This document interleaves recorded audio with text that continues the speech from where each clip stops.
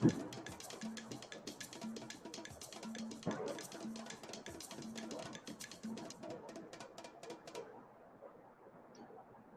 up, what up, what up? My boy Guy. Yes, bienvenido and welcome. I'm here, Tampa, downtown Tampa, ready to take a bus to Orlando. Beautiful. I just did on my Facebook, showed some of the architecture. The architecture, downtown Tampa still have those old nostalgia, old buildings. Beautiful, and I love it. I should have studied architecture. I love the old, from being raised in New York and walking around Rockefeller Center, the old Art Deco buildings. I just love those. I was fascinated with them. Also, I love the buildings here in Tampa, built in 1926. I just went to pass by and spoke to the person that take care of a theater that was built in 1926. Beautiful, beautiful theater, man. I was like, wow. Too bad I couldn't go inside and take a tour. That she wanted to give me a tour, but I said, nah, let me go find out where I got to get my bus. I still got an hour to go before my bus get here. Um, so I said, let me come on here. I haven't done a stream in a while. Just came from visiting my mom's. Also the funeral and visiting my mom's. So interesting. You know, was watching a lot of the news and the politics, which I don't normally do. Let me tell you. I was speaking to Antonio Bicicleta, a Latin Pain, aka Latin Pain. And one thing I don't do is discuss too much about religion. Because religion have a tendency of dividing people. And I don't do politics. Because again, it's based on a lot of opinions, different perspectives. Next you know, you get into an argument. You still got people that support their candidates. Like for instance, Trump. A lot of people still support Trump. You got a lot of people that are very democratic for Biden. So you got this different perspective. And I always say, right wing, left wing are two different wings of the same bird. And that's the bird, the falcon that you see on the dollar bill. And you see that representing the eagle, right? So it's balance of power. Religion, again, already got it to bind you. It can be used very beneficial when you deal with the morals and principles and you home in on that. But then there's a lot of doctrine and dogma that was infused to many of the original way of life, from the Torah, the Old Testament, and also Christianity, coming out of the Vatican City, and Christianity coming from many different other cultures. But there's a lot of doctrine that we're infusing it. Like for instance, I made a podcast about the doctrine of Balaam and the doctrine of the Nicotamian, right? So, I don't get into those discussions because, what I try to do is make people introduce certain awareness, like you say, the doctrine of Balaam. What is it? Deal with Calvary, the Calvinists, and you deal with the doctrine of Nicotamian. That doctrine deals a lot with the apostles. That's where you get the word apostles from and stuff like that.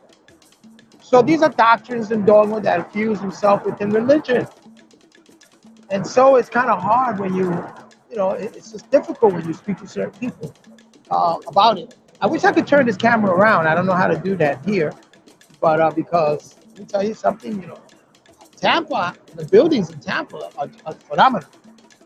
The buildings in Tampa are just so exquisite. Let me see if I can walk down this block. I'm walking under the bridge. I already know where I gotta get my bus. My bus comes at 1:30, but it's only here in Florida, Tampa, it's 12:36. I am on the west side of Florida, Tampa, going to the east side. Oh no, going to the central Florida, which is Orlando. And they're building a lot down here in Tampa, a lot of a lot of condominiums out here. A lot of condominiums are being built. This area here used to be very lit. Downtown Tampa here, this area used to be very lit. It used to be the hood. The hood. And a lot of people living here. But it changed. You know, like they chased people out. And now it became what they call re-gentrified, and a big change happened here to this neighborhood. But you know, it just happens. We got to be smarter. We do got to be smarter. Investments, you know, and things like that. Sometimes, you know, you do have a window of opportunity to invest in certain neighborhoods. That window of opportunity, you got to grab it immediately, because if you don't, it gets shut down, and you lose that window of opportunity. I say that also to my people, mi gente in Puerto Rico. We got a window of opportunity with the Act 22, especially if you're born in the States. You can take advantage of that tax break, Act 22, and then invest back into those communities, because a lot of these corporations that don't have any type of genetic ties to that island, to the Caribbean, they take advantage of these Act 22, Agenda 60, Act 22, but they take the money, they don't pay taxes for 10 years, and all that money, they take it out of the island. So, you know, if you're not collecting taxes and you're not putting back into the island, then the roads get deteriorated. You know what I'm saying? You know, and the school system starts failing and stuff like that. So I don't know. I don't want to get into the conspiracy theory, because I think it's a concentrated effort to do that. Who's this calling me now? Decline. Thank you. Don't want it. Try somebody else. So that's what happens. You know what I'm saying? So we have a window of opportunities to take advantage of certain things like that. So the conversation last night came on YouTube, on Facebook, about, you know, immigrants. And I said, well, this country is built on immigration. You know, the English, the French, even the, you know, Italian, everybody. Many groups have migrated here from different countries and took advantage. They all started in the ghetto, the hood.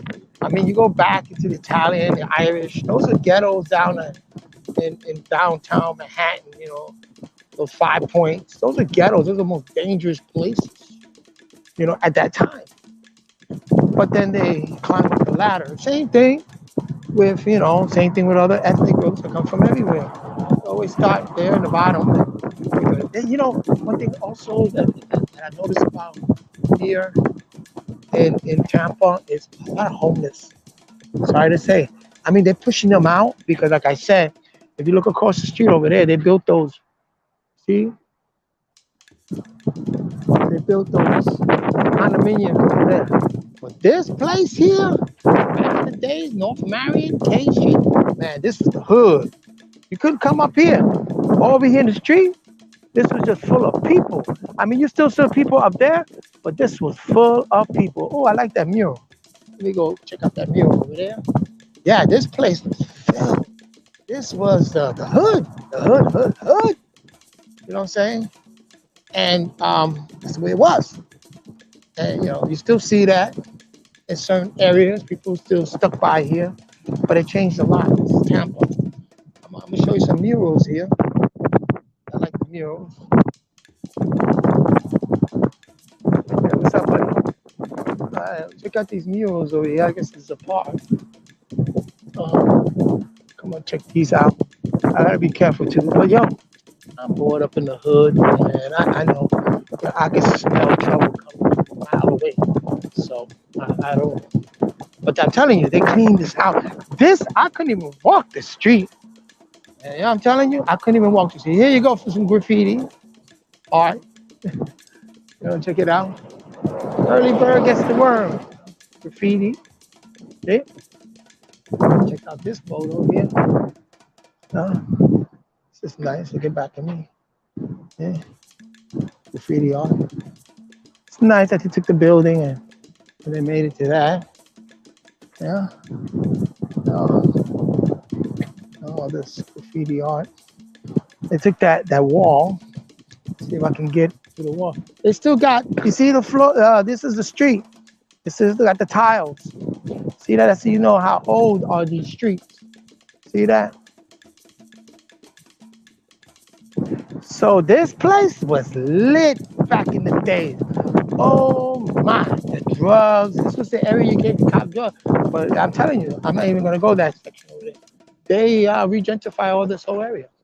That's it. No more. Afuera, out. You know what I'm saying? Again, they gave you a window of opportunity to invest.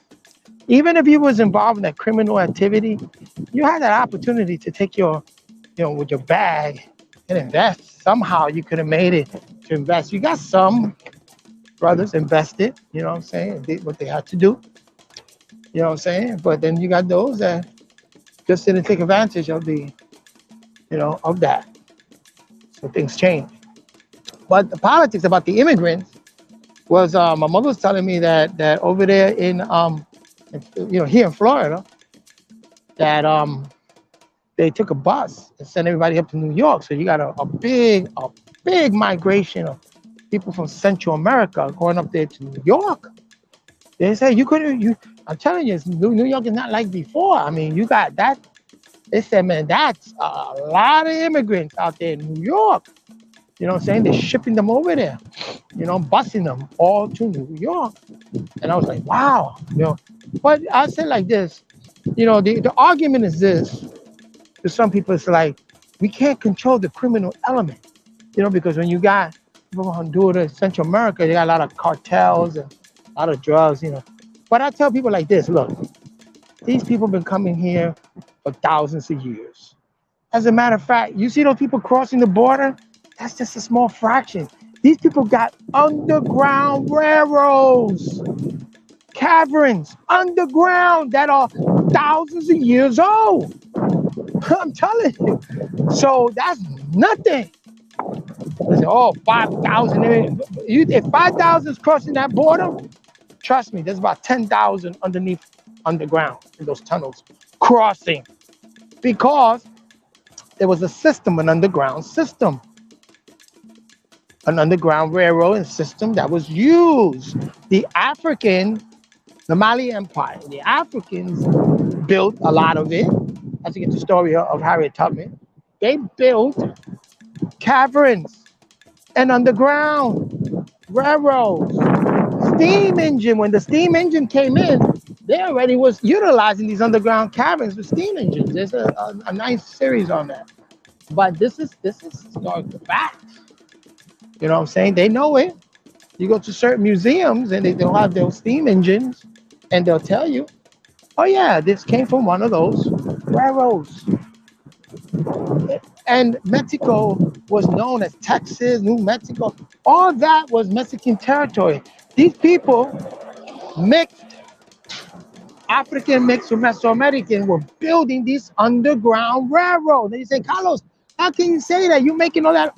Well, follow the artifacts. Check out the artifacts.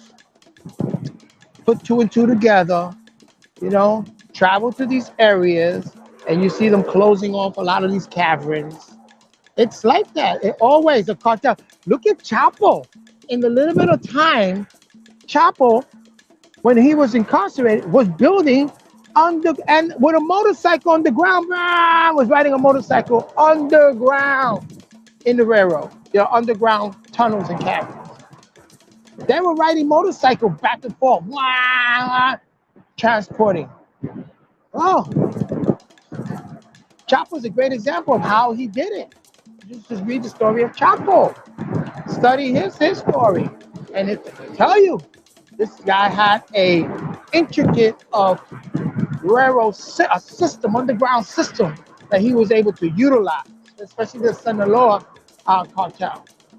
A lot of these cartels, and in Central America, what they would do is they'll go to, oh, wait a minute. I don't know if the bus on that side. Hold on 1 second, yo.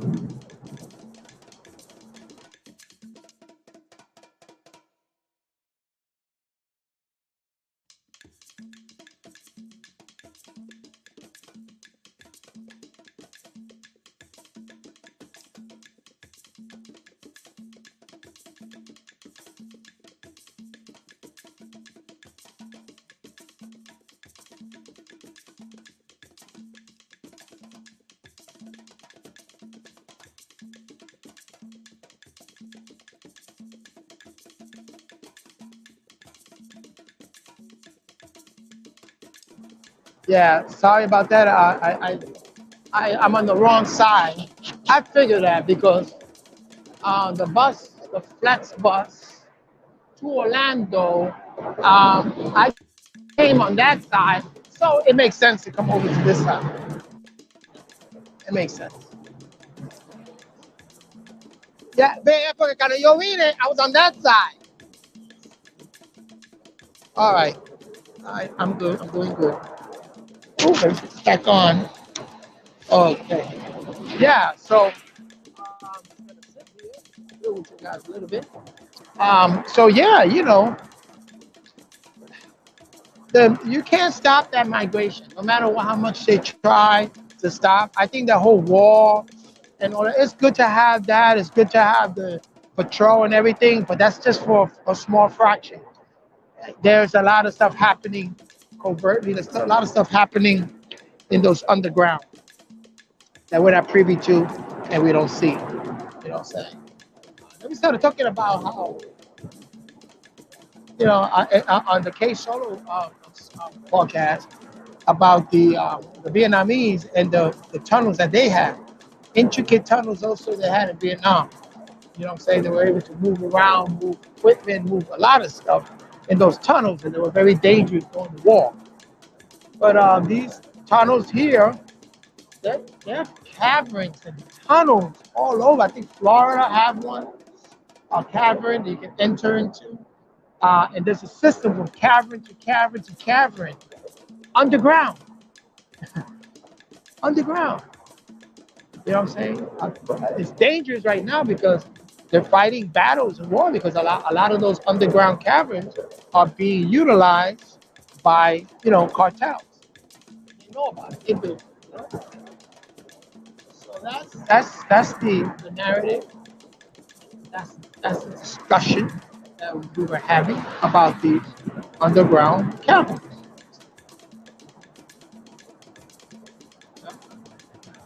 So interesting conversation. But anyway, about the immigrants, yeah, it's so hard. It's very, very difficult to stop migration. Very difficult. I mean, you had back in the revolutionary, you had the English, that a lot of them went by way of Canada and down from Canada into the United States, fighting war, the French, the Caribbean, So you had a lot of, different ways of getting in, which is still utilized today. So it's that difficult. I know that the objective, the agenda is to stop the crime and to limit the amount of this type of industry, the drug cartels and stuff. But, good luck with that one. It's going to be very, very hard because you want to get it in, money. Money talks. Money, what I'm saying, can buy your way into a lot of things or favors. Or favors. Sometimes don't even have to be money. It could be a favor. It could be giving your daughters to the cartel so that your family sacrifices. People, that's the way they operate, you know what I'm saying? So, deep conversation. And always, when election comes, politics comes, they talk about it. I was telling my mom. They always talking about it. And I got the solution. You seen the debate? Val Demings went in on Marco Rubio, man. And I know her from Orlando. She was police chief, one of the highest positions in the police department in Orlando, and her husband was the sheriff's department, hierarchy commissioner to the sheriff. So he had the sheriff locked down, and she had the police locked down in Orlando. Both of them, couple. That was very, very deep, man, let me tell you. And well, now she serious. Michael Rubio, man, he would sweat. He like, woof, 'cause she don't play. But I don't think the favors. To me, it doesn't matter who's in office.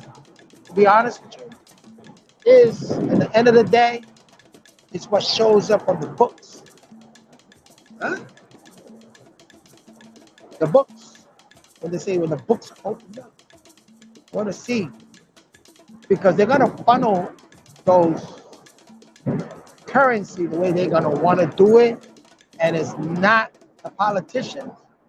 You know, they have they allocate certain amount of currency to the politicians for the congressmen, you know, for certain neighborhoods, and that's when it deals with zoning, you know, certain communities, zoning, and to fix the schools and the road.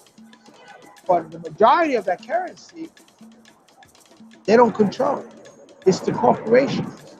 See, because this country is a corporation that do business with other corporations. That's how they work. You know, you also know, I said we're going to have a deep conversation about that, because when you put them your name in all cap letters, you consider now a corporate entity, but water the court, a corporate entity, and you cannot operate that money that's allocated to you from the collateral when they use the birth certificate as a collateral, because that's a bond paper. You're allocated a certain control, because that's, you know, the gold that they, you know, reserve, and you're allocated that piece of that.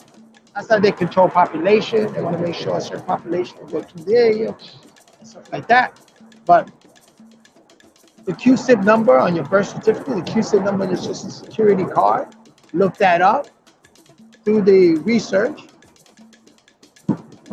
I'm born in the Bronx, New York, but my birth certificate and QSIP number shows up that whoever, you know, who controls my bond, the collateral that was signed into the government, Kentucky, the Bank of Kentucky. I've never been to Kentucky. I have nothing to do with Kentucky. But that's the bank that's holding my bond of that particular bond. Money allocated by you become collateral to the government, you know, to the deficit, the currency, you know what I'm saying, of this country. They pledge you, because now corporations can come in and do all types of experiments on you. You know, they could come in and own the prisons, they could the hospital. All these are corporations that own hospitals. The federal sometimes just mandate certain things, make sure they don't get out of control, and try to get a piece of that bag. But they don't own it. No.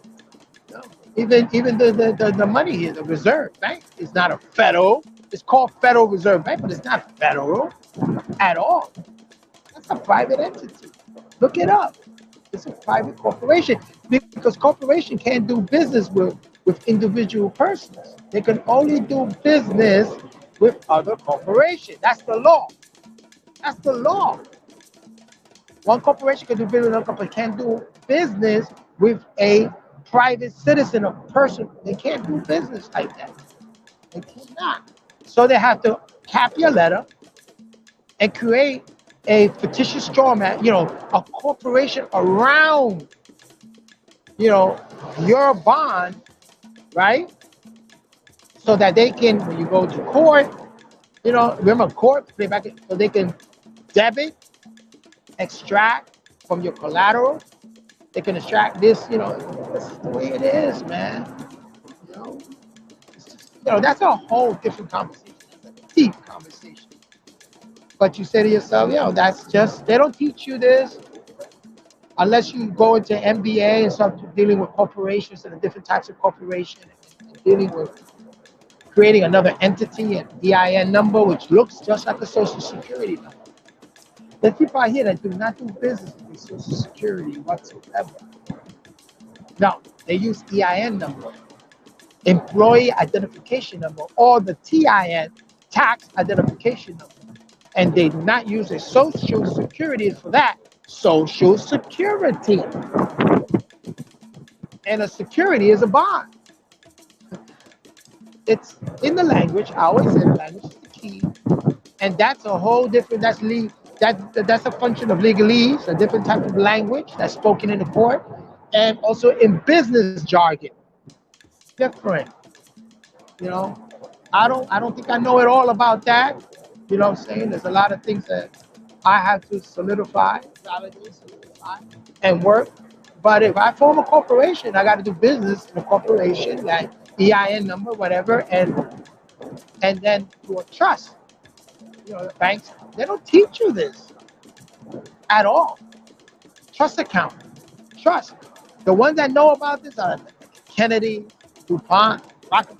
They know about that trust because they have the lawyers doing the paper for them, the trust account, you know, and naming the beneficiary, and then charity work.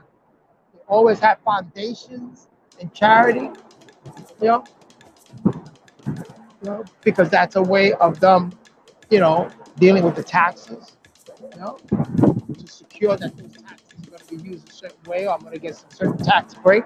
So I can put more money on this and more money on that, and I can secure the future for my children.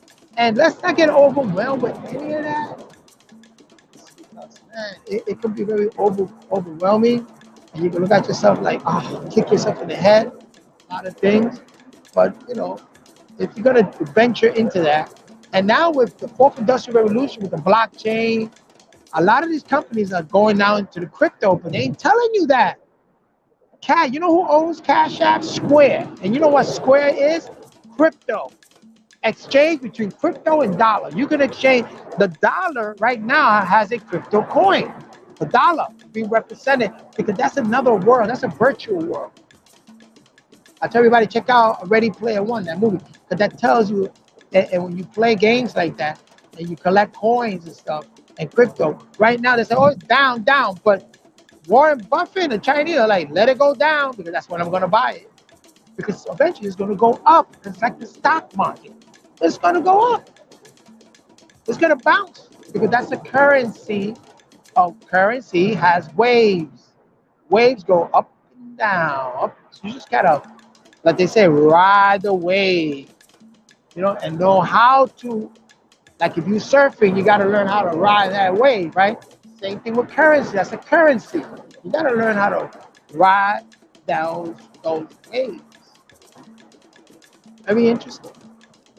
And like I said, it's a lot of things I have to, and not that you could know something, but not practice it, not put it in action. But at least I know. So when I'm gonna make my move in terms of financial, at least I know where to look for, and at least I have a head. I'm an up on certain things. You know what I'm saying? Like the streaming right now, streaming. You know, there's a lot of currency coming through the streaming algorithms and stuff, and there are people that control that and own it. A lot of copyright companies, a lot of publishing houses own. Again, they own a lot when you stream those algorithms, because they already converted, you know, a lot of their intellectual property into algorithms, so they protect that. You know what I'm saying? And you gotta pay. You gotta pay. That's learning about it. Another conversation. You know what I'm saying? Interesting. Well, I got another half an hour before the bus comes. I'm gonna need my phone to show my ticket. Again, algorithm, ticket, purchase it, right? Convert it into an algorithm, convert it into that crypto. That now I have to just show it on the bus. Yeah, look. And with what they call the QR, and if you scan it, boom. Because the money that you pay through your debit card, you see, you never even seen dollar bills. You did it all through your credit card, that chip that went directly into the app, right? And it's right now it's circulating within the crypto world, or with this being a hidden monetary system that's been going on, I'm telling you, for a very long time. It's just that now it's being exposed. But that whole crypto and all that goes way back. But I got this bag here for the gaming, but I wanted to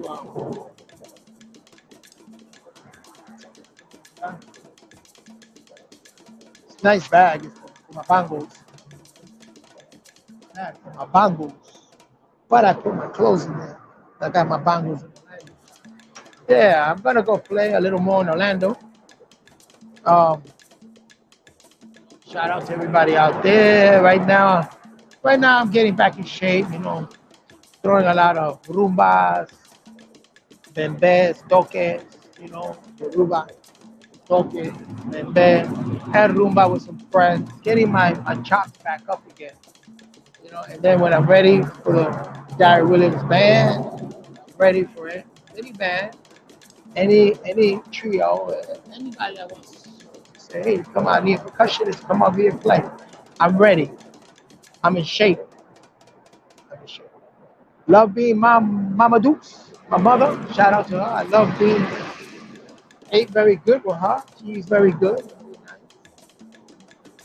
You know. And I feel great. I feel like I gain. I don't feel stressed. I feel like I gain a little bit. Pretty good.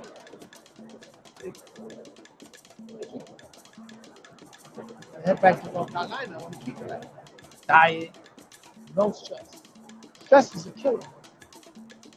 Stress, stress. But you gotta look at it. If you depressed, it's depressed. Go to deep rest. If not, you stress your body, you get sick. Anyway, I'm going to end the stream here. Those of you that came on here, I couldn't get on Facebook and see who's on there. I can't see the comment. Oh, I'm trying to get it to the comments. Oh well. Anyway, settings, layout, private chat.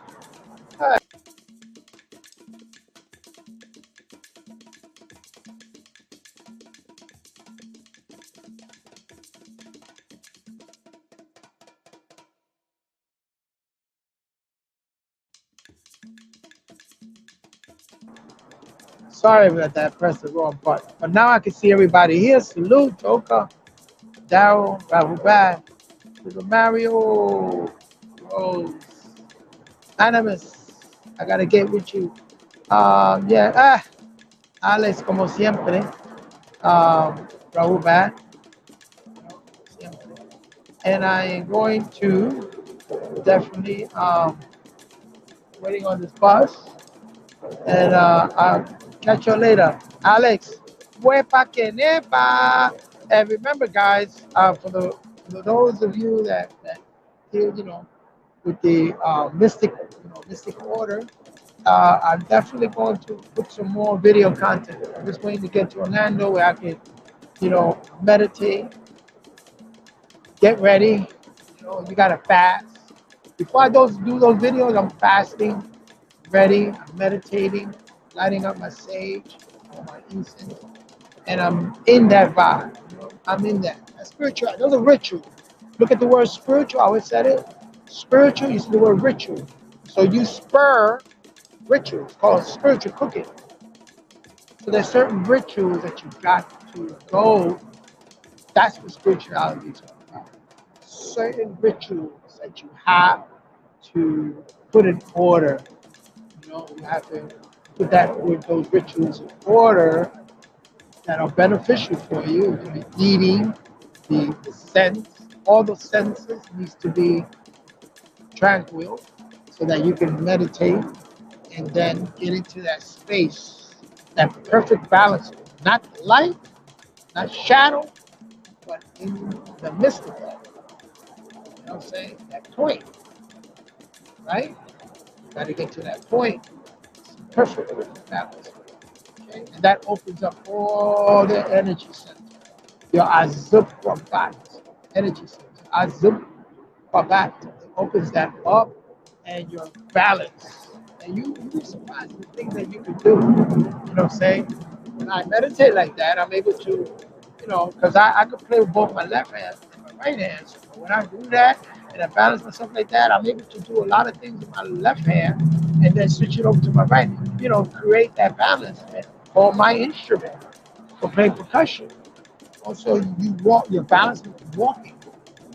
of doing things. You have people that this is what they do on specific ritual, like the tightrope. They walk the tightrope. They do certain rituals and balance, and they practice this balance. And they eat a certain way. There are people that work in a certain, they eat a certain way. There's certain things they can't eat. Some of them fast. Certain things they can't eat. That helps maintain that perfect balance. Anyway, all in blessings to you. I'm Joker, stuff, and see you in the next one. Okay?